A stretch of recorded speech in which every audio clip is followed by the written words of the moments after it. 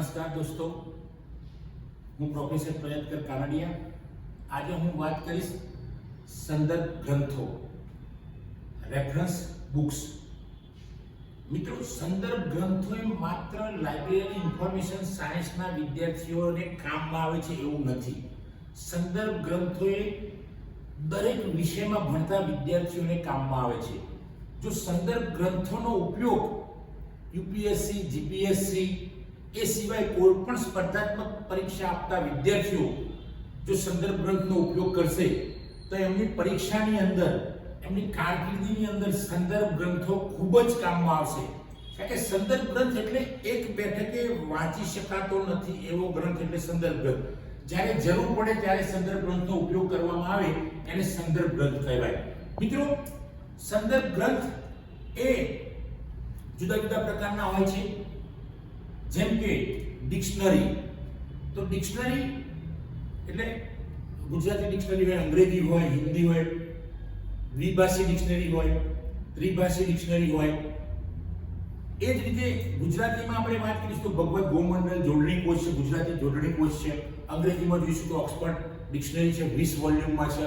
ભગવત ગોમંડલ ગુજરાતીમાં જે ડિક્શનરી છે 9 વોલ્યુમમાં છે. તો આવી અલગ અલગ ડિક્શનરી હોય છે, સ્પેશિયલ ડિક્શનરી પણ હોય છે.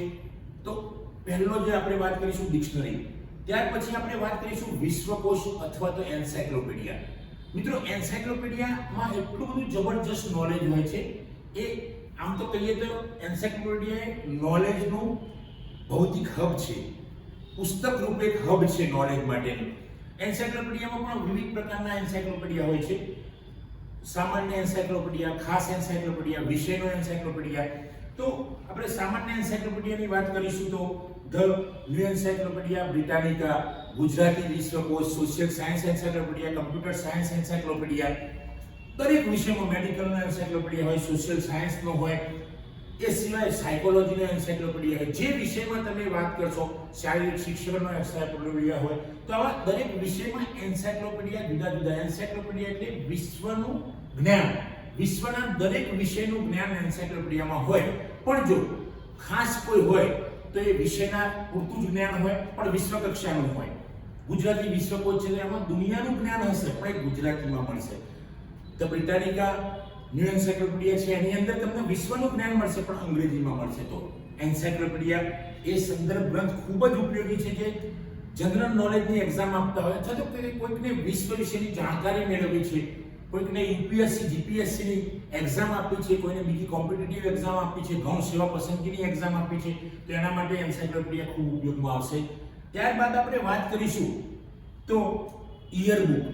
મિત્રો, મનોરમા ઈયરબુક, ધ ઇન્ડિયા સ્ટેટમેન્ટ્સ ઈયરબુક, આવી વિવિધ પ્રકારની ઈયરબુક આવે છે. આ ઈયરબુકની અંદર એટલું બધું જબરજસ્ત નોલેજ હોય છે કે એની અંદર કરંટ અફેર્સ હોય છે, ગયા વર્ષના કરંટ અફેર્સ હોય, અમુક બાબતો સ્થિર હોય કે જે બદલાતું ના હોય. તો એની અંદર ધારો કે ઝંડાના 3 અંગો, અશોક ચક્રમાં કેટલા આળા હોય છે, આ બધી બાબતો બદલાશે નહીં, એની જ રહેશે. પણ જે આંકડાકીય માહિતી છે, જે બનાવો, ઘટનાઓ બને છે, એ ઈયરબુકમાં બદલાશે. એટલે ઈયરબુક એ ખૂબ જ ઉપયોગી ગ્રંથ જે સ્પર્ધાત્મક પરીક્ષાઓ આપતા હોય એમના માટે છે.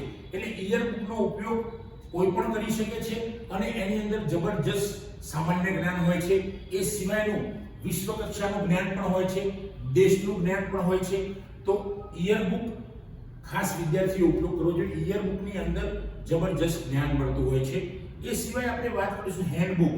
For example university handbook. તો આમાં દુનિયાની કક્ષાનો હોય એ હેન્ડબુક. તો એની અંદર દુનિયાની બધી યુનિવર્સિટીઓની માહિતી આપેલી હશે. ભારતનો હેન્ડબુક હશે તો એની અંદર ભારતની જેટલી પણ યુનિવર્સિટી હશે એના વિશેની માહિતી આપવામાં આવશે. તો આ ગ્રંથ પણ જબરજસ્ત ગ્રંથ છે. એ સિવાય આપણે વાત કરીશું તો ડિરેક્ટરી. ડિરેક્ટરીમાં આપણે જોઈશું world of learning directory, analyst directory. Directory એટલે તમને કદાચ ખબર હશે કે પહેલા ડિરેક્ટરીને આપણે એવું માનતા કે ટાટા એલોપેથી જેવી ડિરેક્ટરી આવતી, સામાન્ય કોઈ ડોક્ટરની ડિરેક્ટરી આવતી, કોઈના ફોન નંબર જાણવા હોય, સરનામું. તો ડિરેક્ટરી માત્ર એટલા પૂરતી નથી, પણ ડિરેક્ટરી પણ બહુ જ્ઞાન આપે છે. કોઈ સંસ્થાઓના નામ, સરનામા, ફોન નંબર, એ સંસ્થાઓ વિશેની માહિતી હોય ડિરેક્ટરીની અંદર. કોઈ અલરીચ ધારો કે ડિરેક્ટરી છે તો અલરીચની અંદર સામયિકો કેવી રીતે મંગાવવા, સામયિકની કિંમત શું છે, એનો ઈમેલ એડ્રેસ શું છે, એનું સબસ્ક્રિપ્શન શું છે, એની પીરિયોડિસિટી શું છે, આ બધું એ અલરીચ પરથી જાણી શકાય. ધારો કે વર્લ્ડ ઓફ લર્નિંગ, તો વર્લ્ડ ઓફ લર્નિંગની અંદર દુનિયાની જે પણ સંસ્થાઓ છે, મોટી મોટી સંસ્થાઓ, તો એના વિશેની તમામ માહિતી તમે મેળવી શકશો. તો ડિરેક્ટરી પણ ખૂબ કામમાં આવે છે. ડિરેક્ટરી તો અલગ અલગ પ્રકારની હોય છે કે ધારો કે વકીલોની ડિરેક્ટરી, લાઇબ્રેરીની ડિરેક્ટરી, પ્રોફેસરની ડિરેક્ટરી, કોઈ પણ વેબસાઇટની ડિરેક્ટરી હોય, એન્જિનિયરની ડિરેક્ટરી હોઈ શકે, કોઈ પણ પ્રોફેશનલ્સની પણ ડિરેક્ટરી હોઈ શકે મિત્રો. તો આ ડિરેક્ટરી. ત્યારબાદ આપણે વાત કરીશું ગેઝેટિયર. ગેઝેટિયર એ ભૌગોલિક સ્ત્રોત છે. તો ફોર એક્ઝામ્પલ ગુજરાત ગેઝેટિયર. તો ગુજરાત ગેઝેટિયરની અંદર જુદા જુદા જિલ્લાના ગેઝેટિયર્સ આપેલા હોય છે. ધારો કે સાબરકાંઠાનું ગેઝેટિયર, અમદાવાદનું ગેઝેટિયર, જૂનાગઢનું ગેઝેટિયર, ભાવનગરનું ગેઝેટિયર. તો આ ગેઝેટિયર મુજબ એ ભૌગોલિક સીમા બધી જ બાબતો આપેલી હશે. ત્યાંના એ જિલ્લાના તહેવારો શું છે, એનું કલ્ચર શું હશે, આ ગામનું નામ કેવી રીતે પડ્યું હશે, આ વિસ્તાર કેવો હશે, ત્યાં ભૂતકાળમાં શરાબી મંડળીઓ હતી, બેંક હતી કે કેવી વ્યવસ્થા હતી, ગામનું નામ, શહેરનું નામ કેવી રીતે પડ્યું. તો આવી રીતે એ ભૌગોલિક સ્ત્રોત તરીકે ગેઝેટિયર કામ કરે છે. લિપિન કોડ આપણે કહીએ, વર્લ્ડ લિપિન કોડ ગેઝેટિયરની વાત કરીશ તો એમાં વર્લ્ડની બધી નદીઓ વિશેની માહિતી હશે, પર્વતો વિશેની માહિતી હશે, મોટા મોટા શહેરો વિશેની માહિતી હશે, એને પોપ્યુલેશન વિશેની માહિતી હશે. તો આ વર્લ્ડ ગેઝેટિયર અથવા તો સ્ટેટ ગેઝેટિયર એ ભૌગોલિક પ્રકારની માહિતી આપવાનું કામ કરતા હોય છે મિત્રો. તો આ બધા જ ગ્રંથો વાંચવા એ જનરલ નોલેજ માટે ખૂબ જ અગત્યના છે. કોઈ પણ વિષયમાં ભણતો વ્યક્તિ પણ પીએચડી કરતો હોય, કોઈ રિસર્ચ કરતો હોય તો એના માટે પણ આ ખૂબ ઉપયોગી છે. એ સિવાય આપણે વાત કરીશું તો બાયોગ્રાફિકલ સોર્સ. મિત્રો બાયોગ્રાફિકલ સોર્સ એવા છે કે જેની અંદર જીવની કોઈ પણ મહાન વ્યક્તિઓની જીવની હશે. આની અંદર India who's who, international who's who was who, જે મરી ગયેલા હોય માણસો એમના વિશેની માહિતી, ડિક્શનરી ઓફ બાયોગ્રાફી. તો આવા જુદા જુદા ગ્રંથો બાયોગ્રાફિકલ સોર્સની રજૂઆત કરે છે. તો આની અંદર પણ તમે ધારો કે કોઈ હુઝ હુ હોય, ઇન્ટરનેશનલ હુઝ હુ, તો ધારો કે સચિન તેંડુલકર વિશેની માહિતી જાણવી હોય અને અત્યારે હાલ હયાત હોય જે વ્યક્તિ, તો એના વિશેની માહિતી તમને ઇન્ટરનેશનલ હુઝ હુ અથવા તો ઇન્ડિયા હુઝ હુમાં મળી રહેશે. તો એ જ રીતે કોઈ એક્સપાયર થઈ ગયેલી વ્યક્તિની માહિતી હોય તો હુ વોઝ હુમાં મળશે તમને. પછી ડિક્શનરી ઓફ બાયોગ્રાફી, તો એની અંદર મરેલા અને જીવતા બધા માણસોની માહિતી મળશે. તો આવા આ બાયોગ્રાફિકલ સોર્સ છે એ પણ જો તમારે જ્ઞાન મેળવવું હોય અથવા તો તમે યુપીએસસીની, આઈએએસની કોઈ પણ આવી એક્ઝામ આપતો હોય તો એ એક્ઝામની અંદર ખૂબ કામમાં આવશે. એ સિવાય આપણે વાત કરીશું બિબ્લિયોગ્રાફી.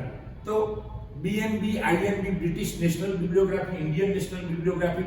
તો આ બિબ્લિયોગ્રાફી એ કામ કરશે કે તમારે કોઈ પુસ્તક ખરીદવું હોય, કોઈ સામયિક ખરીદવું હોય તો કેવી રીતે ખરીદવું, એ કોણ પ્રકાશિત કરે છે, એની કિંમત શું છે, એનો ફોન નંબર શું છે, એનો ઈમેલ આઈડી શું છે, બધી જ માહિતી તમને બિબ્લિયોગ્રાફિકલ માહિતી કોઈ પણ બુકની પૂરી પાડશે. તો આ સંદર્ભ ગ્રંથો તો ઘણા બધા છે. આજે સંદર્ભ ગ્રંથો આટલા પૂરતા આપણે એટલે રાખીશું, પછી દરેક સંદર્ભ ગ્રંથ ઉપર વિગતે વાત કરીશું. એ સ્પેસિફિક દરેક સંદર્ભ ગ્રંથ પર વાત કરીશ. પણ આજના સંદર્ભ ગ્રંથો જે આટલી વાત કરી મિત્રો, જો તમે આ વિડીયો જોશો અને જો તમે કોઈ પણ લાઇબ્રેરીમાં જઈને, એમાં ખાસ કરીને ગુજરાત વિદ્યાપીઠની લાઇબ્રેરી, મધ્યસ્થ ગ્રંથાલય હોય અથવા તો પબ્લિક લાઇબ્રેરી ગાંધીનગર હોય, એમાં જઈને પણ તમે તપાસ કરશો અથવા તો તમારી આસપાસમાં કોઈ લાઇબ્રેરી હોય અને ત્યાં સંદર્ભ વિભાગ હોય તો ત્યાં આગળ તમને આ સંદર્ભ ગ્રંથો મળી રહેશે. સંદર્ભ ગ્રંથોની અંદર તમે એટલું બધું નોલેજ છે કે તમે જાણે કે દરિયામાં પડી ગયા હોય અને આ જ્ઞાનના દરિયામાં પડી ગયા હોય અને જ્ઞાન તમને મળી ગયું એવો અહેસાસ થશે.